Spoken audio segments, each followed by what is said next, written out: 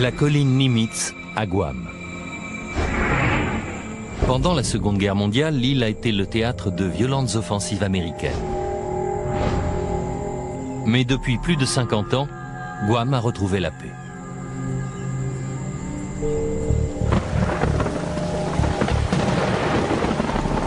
Aujourd'hui, la colline est fréquentée surtout par les chasseurs et le silence n'est interrompu que par le vrombissement des avions de ligne.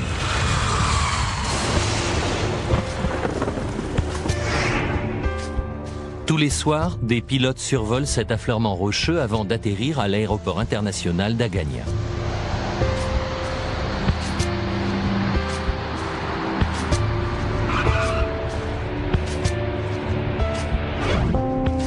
Les avions qui se posent ici arrivent de toute l'Asie. Ce 6 août 1997, peu après minuit, le vol 801 de la Korean Airlines en provenance de Séoul, en Corée du Sud, se dirige sur l'île. Le commandant de bord est Park Yong-cho. Âgé de 42 ans, cet ancien officier de l'armée de l'air coréenne pilote des 747 depuis plus de 6 ans. Quelques mois plus tôt, le président de la Korean Airlines lui a remis le prix de la sécurité en vol pour avoir géré avec succès une panne de moteur à basse altitude sur un 747. Ce soir-là, Park aurait dû s'envoler pour les Émirats arabes unis. Mais suite à un changement de planning, il s'est retrouvé aux commandes de cet avion à destination de Guam. Dans la cabine, les touristes coréens, japonais et occidentaux ont hâte de découvrir les plages magnifiques de l'île.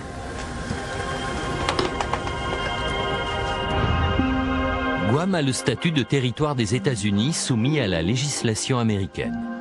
L'île est minuscule, moins de 600 km², mais ses plages de sable attirent d'innombrables visiteurs.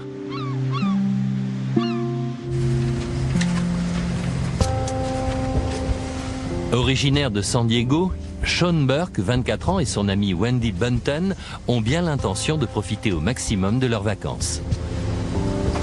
Sean et Wendy allaient à Guam pour faire de la plongée sur les récifs, mais aussi pour aller voir le frère de Wendy. Il était médecin dans la Navy et il était basé là-bas. Barry Small, lui, a pris le vol 801 pour des raisons professionnelles. Ce Néo-Zélandais rentre à Guam pour un nouveau contrat de 6 mois en tant que pilote d'hélicoptère. Mais il est inquiet. La veille de mon départ, mon père a fait un infarctus et je lui ai fait un massage cardiaque jusqu'à ce que l'ambulance arrive. J'avais décidé d'annuler mon contrat pour rester avec lui, mais il a insisté pour que je retourne travailler.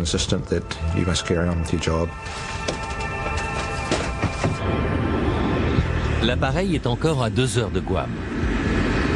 Le vol se déroule normalement quand soudain...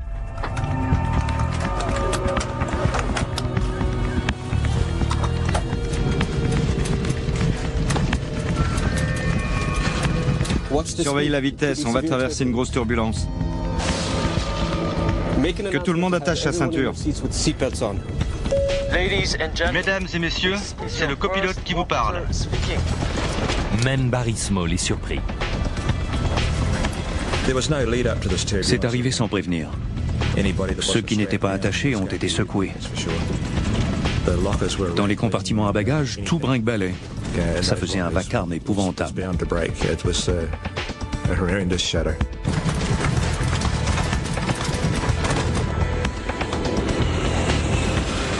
Malgré la violence des turbulences, le commandant finit par reprendre le contrôle de l'avion. On est passé. Préviens les passagers. Mesdames et messieurs, ici le copilote. Nous sommes sortis de la zone de turbulence. Dans la cabine, certains passagers sont encore sous le choc. Tout va bien, Ricard. On arrive bientôt. Je vais mettre ça dans le compartiment là-haut.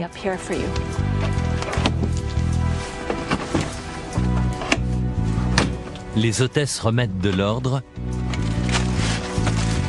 et les passagers s'installent pour le reste du voyage.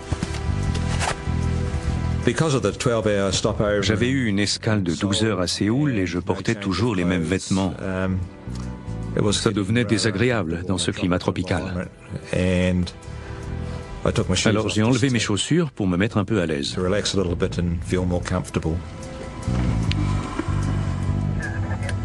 Le commandant Park et son équipage restent sur le qui-vive. Ils savent qu'ils vont traverser une autre zone de mauvais temps. Toute la journée, des averses se sont abattues sur Guam. De fait, le mois d'août est en plein dans la saison humide et les pluies intermittentes rendent la visibilité parfois difficile. Dans cette région du monde, il y a un nuage d'orage assez particulier, tout petit, qui se forme à n'importe quel moment dans la journée et dure très peu de temps. Ça n'empêche pas un pilote de pratiquer son approche sur l'île, mais ça gêne la visibilité pendant le temps où l'avion traverse le nuage. Peu après 1h du matin, le vol 801 de la Korean Airlines entre en contact radio avec Kurt Mayo, le contrôleur aérien d'approche de l'aéroport d'Agania. Centre de Guam. Vol KAL 801 quitte le niveau de vol 410 pour le 260. KAL 801 bien reçu. Les membres de l'équipage ne sont pas les seuls à se préparer à l'atterrissage. Après plus de 3 heures de vol de nuit, les passagers ont hâte d'arriver. J'ai aperçu les lumières de Guam.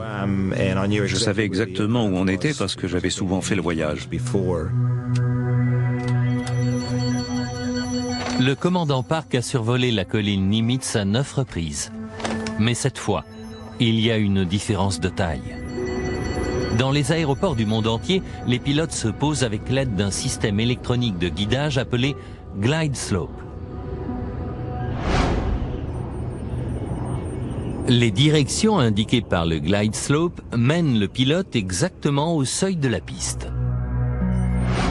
Mais à l'aéroport de Guam, la balise est en réparation. Et sans cette balise, l'indicateur Glide Slope qui se trouve dans le poste de pilotage n'est d'aucune utilité. Il est rare qu'un pilote atterrisse sans ce système de guidage, mais cela arrive. À Guam, la balise ne sera pas remise en service avant plus de 2 mois. À cela s'ajoute le fait que le commandant Park lutte contre la fatigue. Ils nous font trimer au maximum. Comme ça, ils économisent les frais d'hôtel sur le dos du personnel navigant. Ah, j'ai sommeil. À l'approche de Guam, l'avion va devoir traverser une nouvelle masse nuageuse. La météo est mauvaise sur Guam. Qu'est-ce qu'il pleut?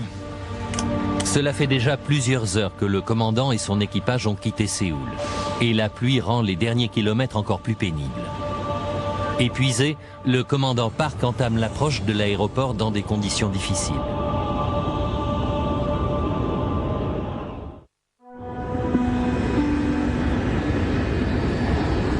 Il est à présent 1h30 du matin. Malgré sa fatigue due au cumul des heures de vol imposées par la compagnie, le commandant Park se concentre de son mieux. Parmi les 237 passagers, certains pensent aux vacances qui les attendent ou à leur travail. À part les turbulences, le vol s'est déroulé de façon parfaitement normale. On avait dîné, tout s'était passé comme d'habitude. Tandis que l'appareil approche de l'île, une tempête capricieuse pousse des nuages chargés de pluie entre l'avion et l'aéroport. La visibilité est mauvaise. Le commandant veut effectuer un léger changement de cap pour éviter le gros des intempéries. Demande une déviation de 20 nautiques vers la gauche pendant la descente. Centre de Guam, ici le vol KAL 801. Demandons déviation à 2-0 à gauche de la piste. KAL 801 bien reçu. Virant au-dessus de la couche nuageuse, le commandant Park espère repérer une trouée pour aborder la descente. Enfin, il distingue ce qu'il cherchait désespérément. Voilà Guam. Bien. Le radar météo nous a vraiment aidés aujourd'hui. Vol KAL 801, atterrissage ILS autorisé piste 6, approche gauche, glide slope inutilisable. Le contrôleur aérien Kurt Mayo rappelle à l'équipage que le système de guidage électronique est en panne. La balise, qui aide normalement les pilotes à localiser la piste, n'émet aucun signal. C'est alors qu'au beau milieu de la procédure d'atterrissage, il se produit quelque chose d'inattendu. Le glide slope se remet apparemment en marche. C'est le glide slope. Il fonctionne. Ouais, il fonctionne. Comment ça se fait? Dans le poste de pilotage, il y a un moment de flottement. Malgré tout, l'équipage continue la procédure. Vérifie 6D, sors le train. Vérifiez. Approche à 1400 pieds. Puisque le glide slope ne fonctionne pas, on va se maintenir à 1440. Rentre 1440. Rentrez. À 1h40 à Guam, Kurt Mayo est de nouveau en contact radio avec l'équipage. Contactez Guam Tour au 118.1. Puis il passe le relais au contrôleur de la tour et dit au revoir en coréen. Suga Esipcho, 118.1. C'est le dernier échange entre Kurt Mayo et l'équipage. Le contrôleur a dû être basé en Corée. Aganyatour, KL 801, interception localiseur 6 gauche. KL 801 Heavy, Aganyatour, autorisé à atterrir piste 6. KL 801, bien reçu, atterrissage autorisé piste 6. Volet 30. Volet 30. L'appareil amorce la descente au milieu des nuages et de la pluie. L'équipage ne distingue plus l'aéroport. Regarde bien. Mesdames et messieurs, nous allons atterrir à l'aéroport international d'Aganya. Veuillez vous asseoir à votre place, redresser votre siège et attacher votre ceinture. Rentre 560. Rentrez. L'appareil se rapproche du sol et l'équipage s'attend à voir l'aéroport d'une seconde à l'autre. Mais la pluie rend la visibilité très difficile.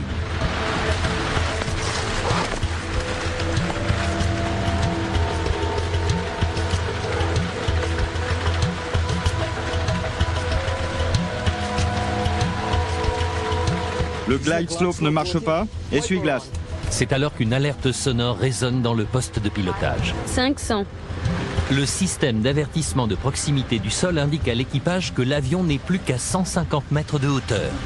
Pourtant, la piste reste invisible.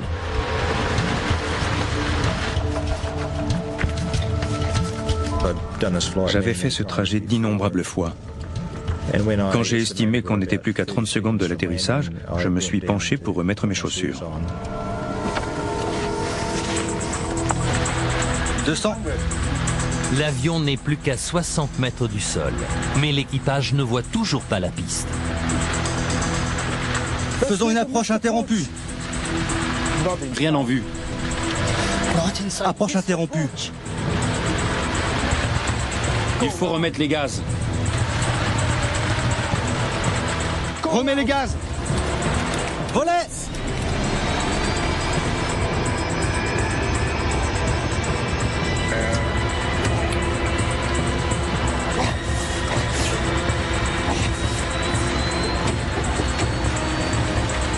« 100, 50, 40.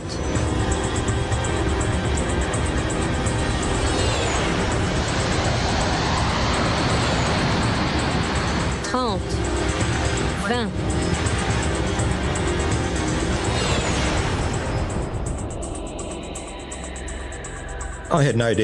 Je ne me suis douté de rien.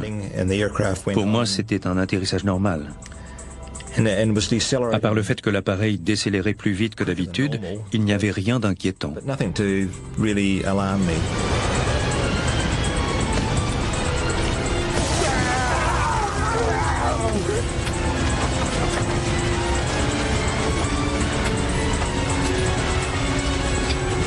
Et puis, tout d'un coup, l'appareil a commencé à se disloquer. J'ai regardé. Les bouteilles, les sacs, tout ce qu'il y avait dans les compartiments volait dans tous les sens.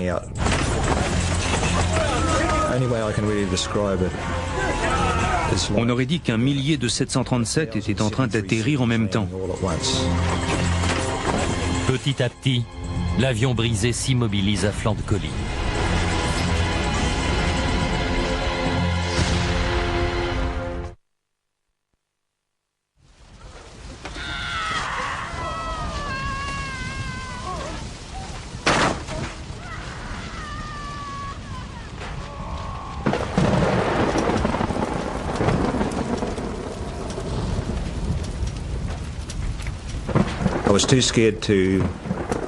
J'avais bien trop peur pour détacher ma ceinture. Je m'attendais à tout moment à ce qu'on passe par-dessus un ravin ou je ne sais quoi.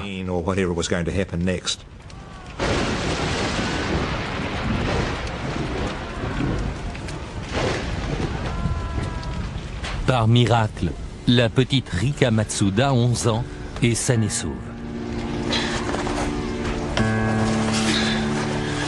Mais sa mère est blessée et coincée sur son siège. Maman! Maman!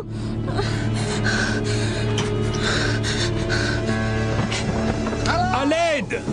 Blessé lui aussi, Barry Small est terrifié de voir que le feu progresse dans l'avion.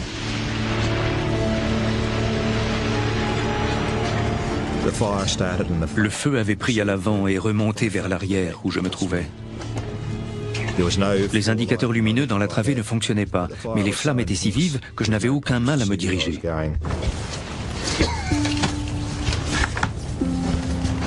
Maman! Maman!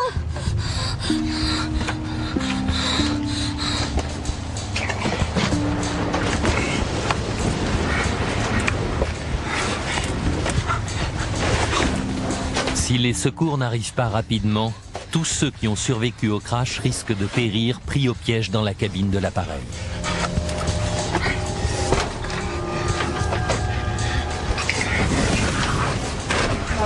KL 801 Heavy, ici à Gagnatour, vous me recevez? Dans le poste de pilotage, les 3 hommes sont morts. Mais les autorités de l'aéroport n'ont toujours aucune idée de ce qui est arrivé au vol 801.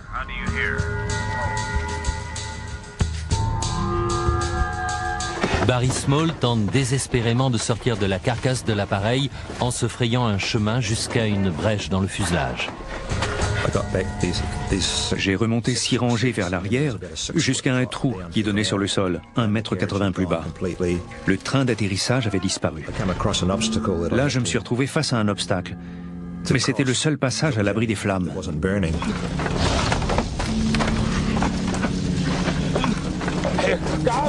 Par là! Passez par-dessus! Maman! Rika.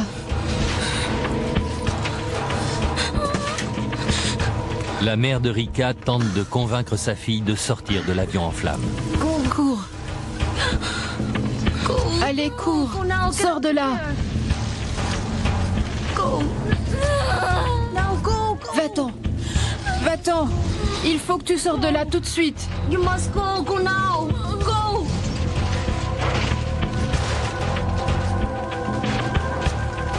L'incendie s'étend rapidement. Alors que les passagers survivants tentent d'échapper à la mort, les sauveteurs ne savent toujours pas que l'avion s'est écrasé.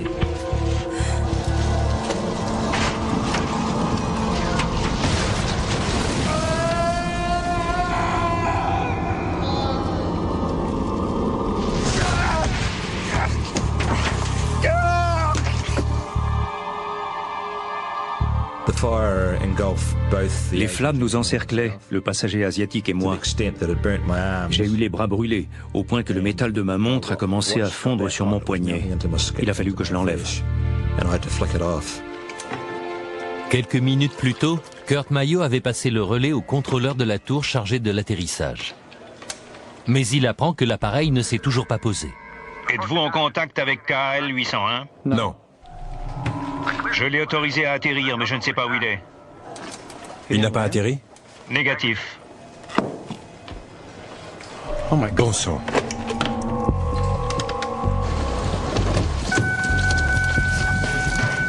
En quelques minutes, Chuck Sanchez, le chef de la brigade des pompiers, se met en route. Je me disais, il est où ce 747? Sur l'île? En mer? On fait quoi?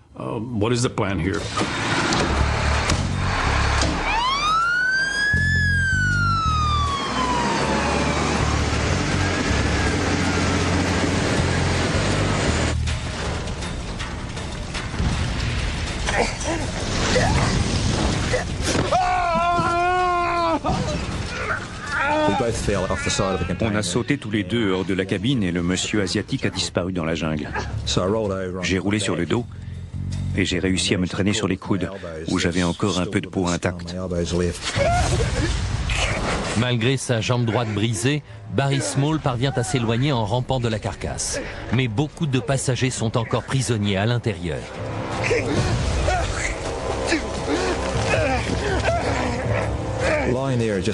On se serait cru sur un champ de bataille ou dans un film. Il y avait des trucs qui explosaient tout près de moi, qui passaient au-dessus de ma tête. Des débris enflammés tombaient à côté de moi. C'était indescriptible.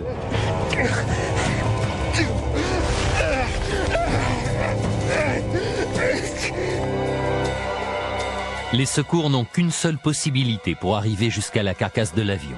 Une route étroite qui longe le pied de la colline Nimitz. Alors qu'ils foncent vers le lieu de l'accident, les sauveteurs sont arrêtés par un obstacle imprévu. Un pipeline que l'avion a arraché du sol au moment du crash et qui barre la route. Il n'y a pas moyen de le contourner. Prévenu de l'accident, Carl Gutiérrez, le gouverneur de l'île, arrive sur les lieux. Dégagez-moi ce truc-là. Vous, prenez les trousses de premiers soins et suivez-moi. On est arrivé au point le plus proche du lieu de l'accident, au sommet de la colline. Il nous restait environ 150 mètres à descendre. Alors je leur ai dit, messieurs, allumez les phares, les lampes, tout, et éclairez-nous jusqu'en bas. On y va.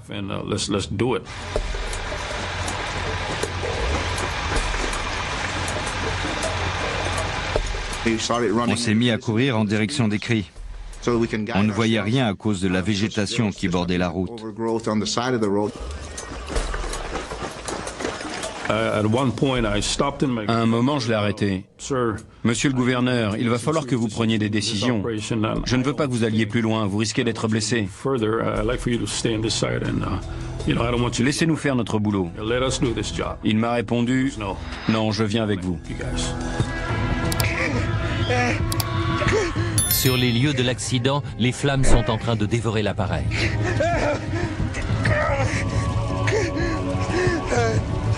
Immobilisé par sa jambe cassée, Barry Small, impuissant, entend les passagers appeler à l'aide.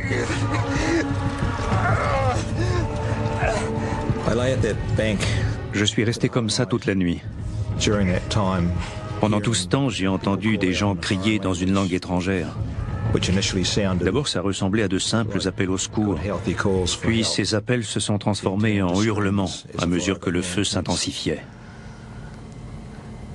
Au bout d'un moment, l'incendie a empiré et les cris se sont tus. Près d'une heure après l'accident, les équipes de Sanchez arrivent enfin sur les lieux.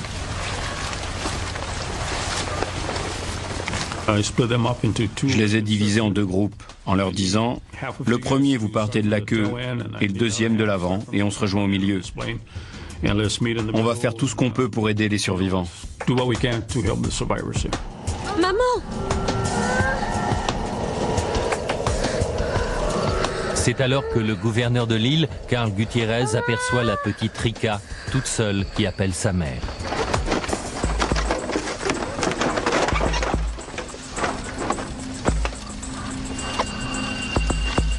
Ne pleure pas. On va s'occuper de toi. Je n'ai pas voulu la lâcher. C'est comme s'il y avait eu un lien très fort entre cette petite fille et moi. Plus tard, j'ai appris qu'elle avait 11 ans, mais elle avait l'air bien plus jeune. Chuck Sanchez découvre Barry Small dans les hautes herbes. Prenez ma veste. Il a plié sa veste de pompier sous ma tête pour que je sois mieux. Allez-y, ça va aller. On continue. Plus tard, il a été obligé de venir la reprendre parce qu'il se faisait brûler en sortant les survivants et les cadavres de l'appareil.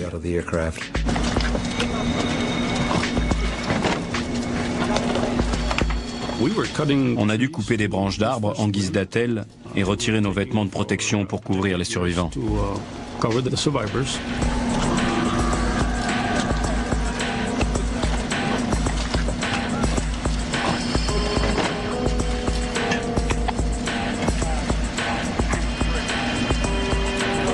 Les sauveteurs comprennent vite qu'ils sont arrivés trop tard. Malgré tout, Sanchez ne baisse pas les bras. Il envoie une équipe pour continuer les recherches à l'intérieur du fuselage. Partez de la queue et remontez vers l'avant.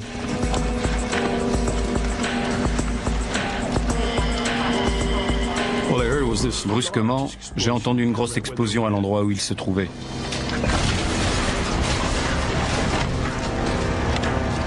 J'ai pensé, et nos hommes?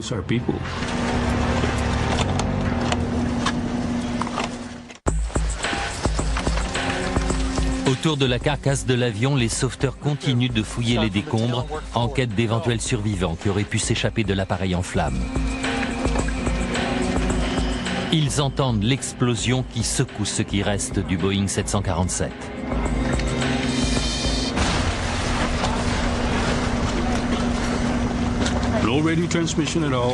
On avait perdu le contact radio, mais finalement quelqu'un a émergé de l'appareil. Chef, tout va bien, tout le monde est sain et sauf.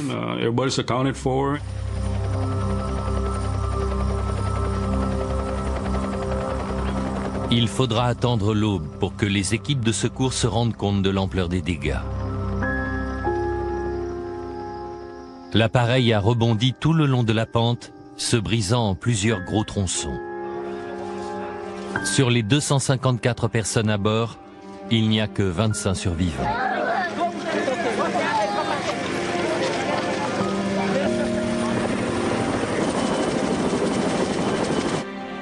Les familles et les proches attendent dans l'angoisse.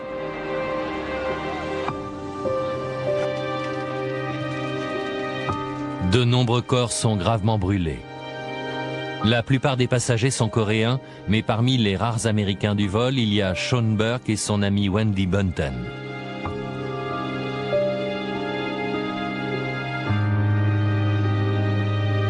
À des milliers de kilomètres de là, les parents de Sean ont appris la terrible nouvelle. Dans un premier temps, la belle-mère de Sean ignore si le jeune homme est vivant ou mort.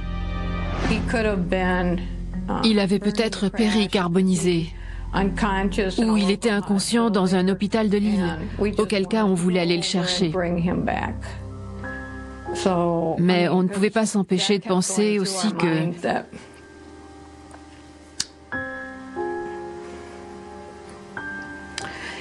qu'il gisait peut-être quelque part sur cette colline.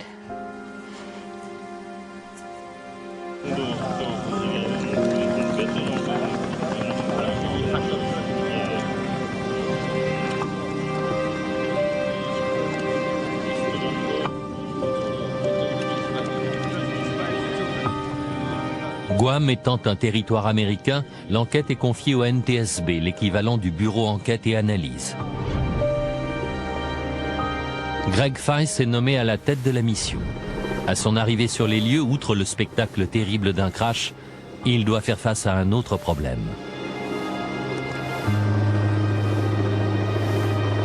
Les familles en deuil se sont massées aux abords du site, rendant la tâche des enquêteurs particulièrement difficile.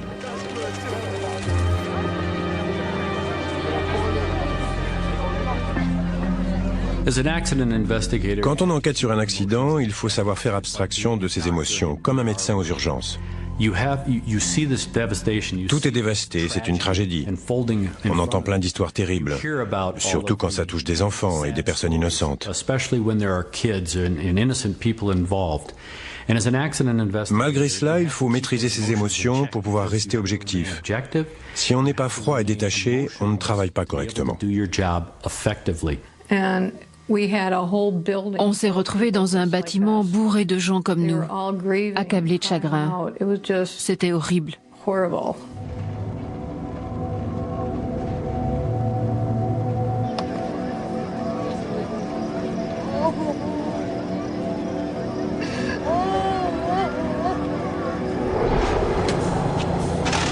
On a commencé par faire un quadrillage du site pour essayer de comprendre la position des débris et de déterminer la façon dont on allait mener l'enquête sur le terrain.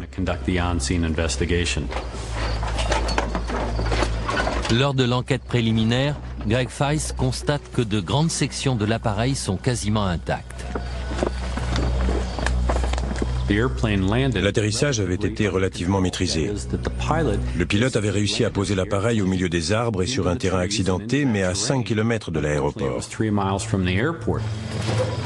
Les enquêteurs retrouvent un certain nombre d'objets, entre autres la carte d'approche utilisée par l'équipage au moment de sa descente vers Guam. Ils mettent également la main sur le sac de voyage du commandant Park, à l'intérieur duquel ils découvrent un petit flacon de cachet. Le commandant prenait plusieurs médicaments, y compris de la benzodiazépine, un sédatif. Ils envoient les cachets et des prélèvements de tissus effectués sur le corps du commandant au laboratoire pour une analyse toxicologique. Quant à la carte d'atterrissage, elle vient s'ajouter au dossier. Grâce aux informations fournies par l'une des boîtes noires de l'appareil, les enquêteurs recréent la trajectoire de vol de l'avion. Son taux de descente relativement doux semble corroborer la version de Greg Feist. L'appareil a presque réussi à se poser. Mais sa trajectoire n'est pas conforme à ce qu'elle devrait être. Vol KL 801, atterrissage ILS autorisé, piste 6, approche Gauche, glide slope inutilisable. KL 801 reçu, atterrissage ILS autorisé, piste 6. L'équipage avait été prévenu que la balise du glide slope de l'aéroport ne fonctionnait pas, ce qui obligeait le commandant à prendre une partie des commandes en manuel. Le pilote doit alors respecter une procédure obligatoire appelée descente par palier. Mettons qu'il se trouve à une altitude de 2000 pieds. Arrivé à un point prédéterminé par le système DME, un dispositif de mesure de distance, il entame un nouveau palier de descente. Si l'équipage avait suivi cette procédure, sa trajectoire ressemblerait à des marches d'escalier. Or, juste après la première marche, l'appareil a entamé une longue descente continue. Le but de ces paliers est de prévenir les accidents avec le relief. Si on ne sait pas la trajectoire requise en fonction de la carte d'approche, on court le risque d'entrer en collision avec un obstacle ou une élévation de terrain. L'enregistreur phonique a également été retrouvé dans les décombres. Greg Feist et son équipe espèrent alors comprendre un peu mieux ce qui s'est passé. Rentrée 560. En deux occasions, le commandant Park donne l'ordre d'amorcer la descente beaucoup trop tôt. Et l'enregistrement révèle d'autres indices. L'enregistreur phonique nous a fourni des informations précieuses. Entre autres, le fait que les membres de l'équipage semblaient fatigués. Ah, j'ai sommeil. C'était un vol charter, ce qui veut dire que ces hommes volaient de nuit, alors que normalement ils auraient dû être de service de jour. Or, quand il fait nuit, le corps se manifeste et vous fait comprendre que vous devriez dormir. Les sédatifs auraient pu aggraver les choses, mais le résultat des analyses toxicologiques lève tous les doutes. Le commandant Park avait des cachets dans son sac, mais il n'avait pris aucun médicament. Greg Feist décide alors de se concentrer sur les discussions dans le poste de pilotage à propos du glide slope. C'est le glide slope? Il fonctionne? Ouais, il fonctionne. Comment ça se fait?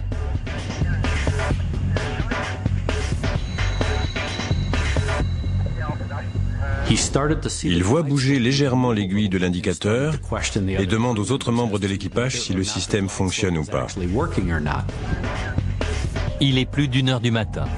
Le vol a été long, le commandant Park est fatigué et il est déconcerté par les indications inattendues données par le glide slope. En écoutant l'enregistrement, on se rend compte qu'il fait une fixation là-dessus. Mais Greg Feist ne comprend toujours pas pourquoi l'instrument s'est apparemment remis à marcher. Le problème est-il inhérent à l'avion ou à l'instrument lui-même, auquel cas il risquerait d'affecter d'autres vols? Pour le savoir, il fait appel à un spécialiste de la navigation, Nelson Sponheimer. J'ai passé un certain temps sur les transcriptions pour essayer de déterminer d'éventuels problèmes de navigation. Pour quelle raison un avion en bon état s'était-il retrouvé au mauvais endroit? Et pourquoi l'équipage pensait-il que le glide slope fonctionnait, au moins de façon intermittente? Sponheimer envoie ses enquêteurs à Guam. Il survole l'île pour vérifier si des signaux radio provenant d'une base militaire voisine n'ont pas pu interférer avec le système de l'avion, faisant croire à l'équipage que le glide slope fonctionnait. Les récepteurs du glide slope réagissent parfois à des signaux qui n'ont rien à voir, en particulier si la balise n'émet pas. Il suffit que le récepteur capte un signal parasite sur le bon canal pour que ça provoque des oscillations intermittentes de l'aiguille du glide slope. Rentrée 560. Mais alors, un tel signal n'aurait pas été continu. Comme un interrupteur qu'on actionnerait de façon sporadique, le glide slope aurait fonctionné brièvement et par intermittence. J'en ai conclu que des signaux erronés, qu'ils proviennent d'un autre émetteur ou d'instruments mal réglés qui se trouvaient au sol, comme des talkie-walkie, ne pouvaient pas déclencher des oscillations continues de l'aiguille.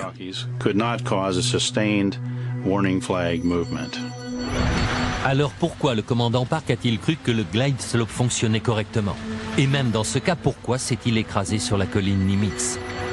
Le glide slope ne marche pas, essuie-glace. Tandis que les enquêteurs tentent de démêler les causes de l'accident, Barry Small essaie de comprendre pourquoi lui et 24 autres personnes ont survécu. Je me suis penché pour remettre mes chaussures et sans le vouloir, je me suis retrouvé dans la position de sécurité en cas d'accident, comme par miracle. Suivant lui-même une formation de mécanicien aviation, Barry Small connaît bien les avions. Je suis convaincu qu'on pourrait changer des choses sur cet appareil. D'après lui, c'est à cause de la barre transversale qui relie les sièges qu'il s'est cassé une jambe, et c'est uniquement par chance que l'autre n'a rien eu. Ma jambe droite est partie vers l'avant et s'est écrasée sur la barre du siège de devant. Ma jambe gauche, elle, a été protégée par mon sac de voyage qui l'a bloqué. En s'appuyant sur sa jambe valide, Barry Small est parvenu à sortir de la cabine alors que d'autres sont restés pris au piège.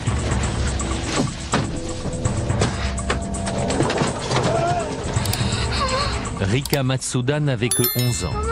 Ses jambes, plus courtes que celles d'un adulte, n'ont donc pas cogné contre la barre transversale et c'est pour cela qu'elle a pu s'échapper de l'appareil.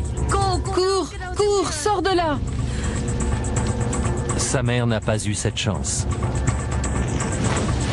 Barry Small est également convaincu que l'incendie qui s'est propagé dans toute la cabine aurait pu être évité.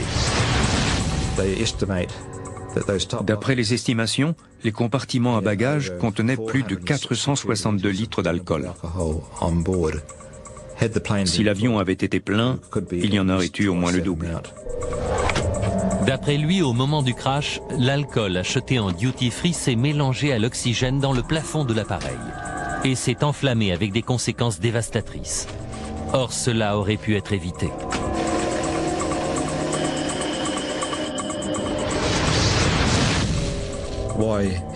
Pourquoi prendre le risque d'avoir un mélange alcool-oxygène? Après tout, le plus important dans un avion, c'est la sécurité. Or, pour moi, ça va à l'encontre de toutes les règles de sécurité. Tandis qu'il se remet peu à peu, Barry Small décide de tout faire pour qu'un tel accident n'arrive jamais à d'autres. Il insiste sur l'importance de transformer la conception des fauteuils et de stocker ailleurs l'alcool acheté en duty-free. De son côté, Greg Feist n'a toujours pas répondu à la question capitale: comment un pilote chevronné, récompensé peu de temps auparavant par sa compagnie, a-t-il pu s'écraser à 5 km de l'aéroport?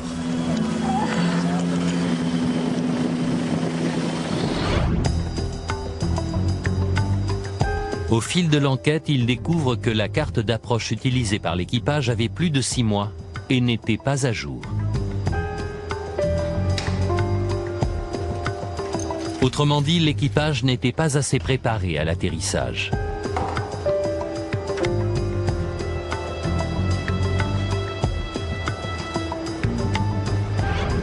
En passant en revue les techniques de formation de la Korean Airlines, il constate en outre d'autres lacunes.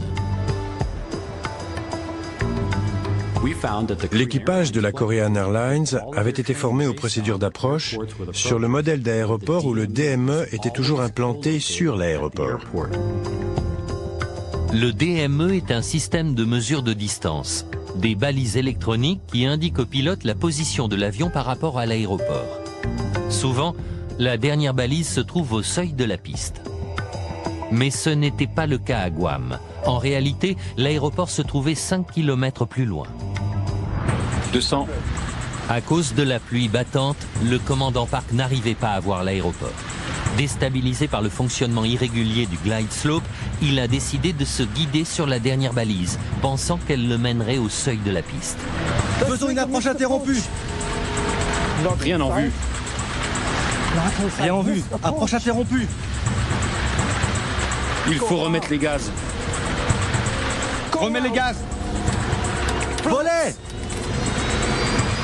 Il est clair que le vol 801 a entamé son approche 5 km trop tôt. Il a commencé à descendre trop tôt. Sa trajectoire était tout à fait normale, mais pas au bon endroit. D'après nous, c'est à cause de la fatigue et aussi de la formation qu'ils avaient reçue que l'équipage s'est écrasé. Quand le radioaltimètre est arrivé à 0, ils croyaient être au-dessus de la piste de l'aéroport. Un 747 plein pèse plus de 200 tonnes. À l'instar d'un énorme paquebot, il lui est impossible de changer de cap rapidement. 100. 50. Aveuglés par la pluie et obligés de se fier à leurs seuls instruments, les membres de l'équipage du vol Korean Airlines 801 sont convaincus de se diriger droit sur l'aéroport. Quand ils se rendent compte de leur erreur, il est trop tard. Alors que l'enquête se poursuit, Feiss et ses collaborateurs font une découverte troublante. Un instrument qui aurait pu permettre à l'équipage de réagir à temps a été débranché volontairement.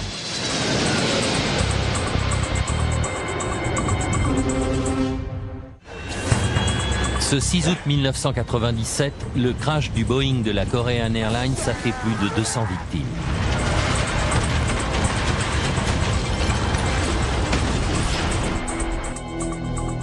Publié plus de 2 ans plus tard, le rapport d'enquête sur l'accident condamne les méthodes de formation de la compagnie coréenne et la confiance excessive de l'équipage dans les systèmes automatiques de l'appareil. Mais il incrimine aussi la FAA, la Fédération de l'aviation civile chargée de réguler le trafic aérien aux États-Unis.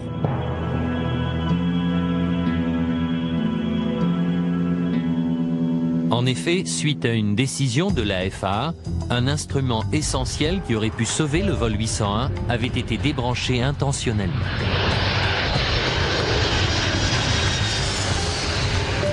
Le MSO est un système de prévention des collisions avec le relief.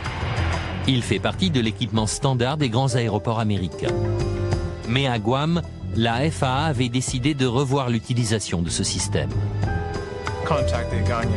Le MSO est couplé à un radar qui surveille les avions à l'approche d'un aéroport. Lorsque ceux-ci volent trop bas, le système avertit les contrôleurs aériens qui transmettent l'information à l'équipage. Mais à Guam, le système envoyait des informations parasites aux contrôleurs. Comme ils n'arrêtaient pas de recevoir de fausses alertes, les contrôleurs ont modifié les paramètres d'avertissement et les ont fait porter sur un cercle beaucoup plus éloigné. Du coup, le système ne protégeait plus rien. Au lieu de surveiller les avions à l'approche de l'aéroport, le MSO de Guam les prend en charge alors qu'ils sont encore à plus de 80 km de l'île, au-dessus de l'océan. Cette décision était irresponsable.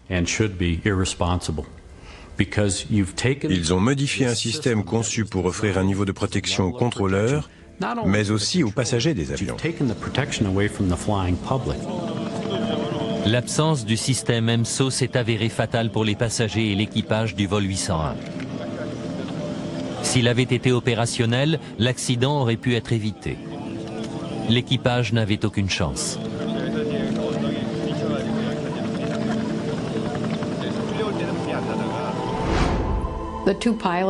Les 2 pilotes n'avaient pas envie de mourir.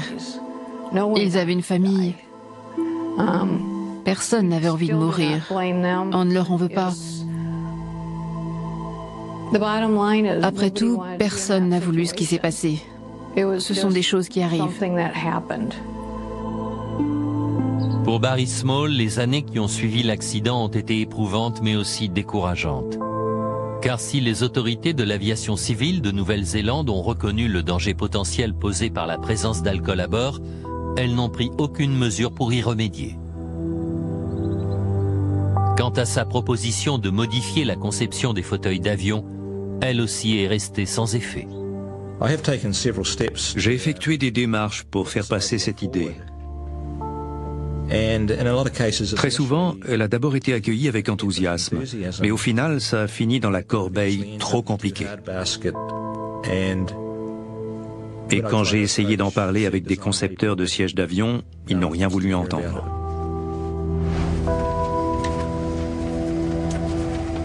Contrairement à Wendy Bunton, Sean Burke n'a jamais été officiellement identifié parmi les victimes de l'accident. Les analyses ADN ont simplement démontré qu'un homme blanc occupait le fauteuil à côté de celui de la jeune femme.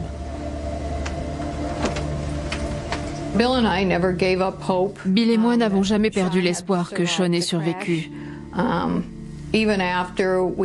Même après notre retour, pendant 1 an ou 2, à chaque fois que le téléphone sonnait, à chaque fois que quelqu'un frappait à la porte, on espérait entendre « Salut papa, c'est moi, Sean ». Plusieurs années après l'accident, Barry Small a pu aider Cathy et William Burke à faire leur deuil en leur laissant une dernière image réconfortante de leur fils.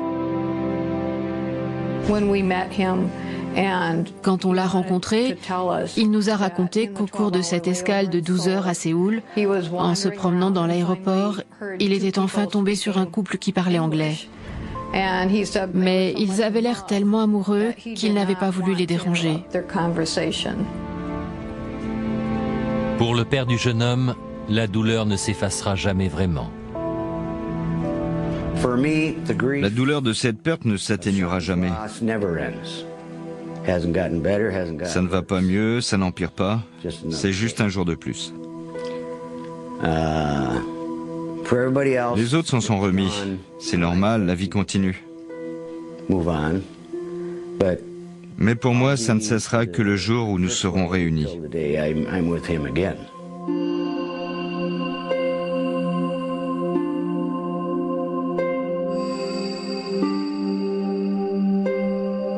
Pour sa part, Barry Small éprouve à la fois de la colère, mais aussi une immense gratitude d'avoir survécu. Plein de gens m'ont dit que si j'avais survécu, c'est qu'il y avait une raison. Ça fait 9 ans que je la cherche. Je suis convaincu que si quelqu'un voulait bien écouter ce que j'ai à dire sur l'alcool et l'oxygène et sur l'amélioration des fauteuils, j'arriverai à ne plus me sentir coupable d'être encore là.